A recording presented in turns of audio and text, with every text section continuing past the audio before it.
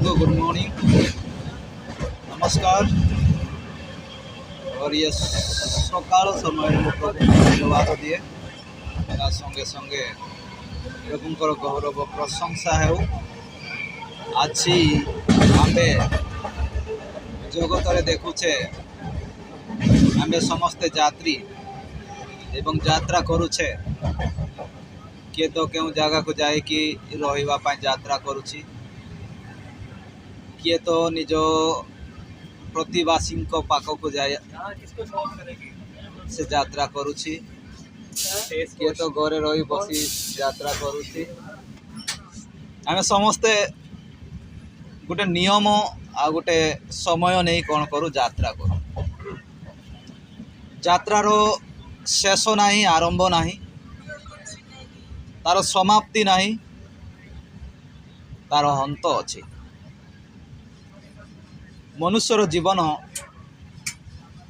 70, 80, 90, 100, 110 वर्ष तापर मनुष्य अखाड़ हो जाए, तांको मृत्यु आसे। मृत्यु पर से कौन करिबो, कौन पाइबो, तार कौन गारंटी नहीं। मुझे जस्ट यही मो यात्रा रे मोर जहान परिवहन रे गोटे दृश्य देखी, जोटी से दृश्य द्वारा आम देश, आम जीवन,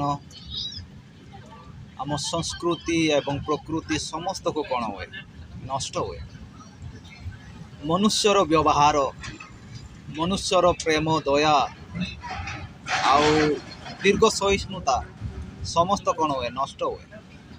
किंतु गोटे विषय मन रखा आवश्यक, जो पर्यंत प्रभु जीशु ख्रीष्ट अछंती आउ रहिबे, आउ जहांको विश्वास ताहांको उपरे रहिबो, सी ही एई जगत रे बास करि पारिबे।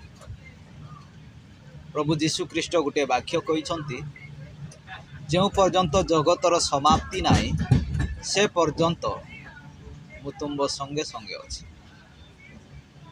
এই বাক্য अन्य कहा विश्वासर एक कौन अटे, बीज अटे। जो विश्वास आम जाथ एवं जो विश्वास आम अठू एवं अठू आगु रहिबा। प्रभु को वाक्य जीवंत वाक्य, तांको वाक्य कौन सी असाध्य नहीं, समस्त साध्य।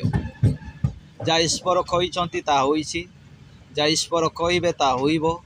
ईश्वर वाक्य जहाँ लेखा अच्छी ताहा पूरा हेबो। सेतिपय प्रभु जीशु ख्रीष्ट आगमन अति निकट अटे।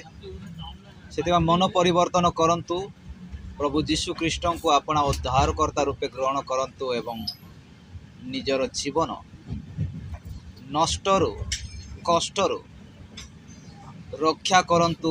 प्रभु जीशु ख्रीष्ट द्वारा, प्रभु जीशु ख्रीष्ट रक्त द्वारा ताहा तुम्हें बंचे रखतु। ये वाक्य आमको यही गोटे विषय को मन पकाए कि आम्बे जगत रे सदा समय पाए नुहे, किछि समय पाए।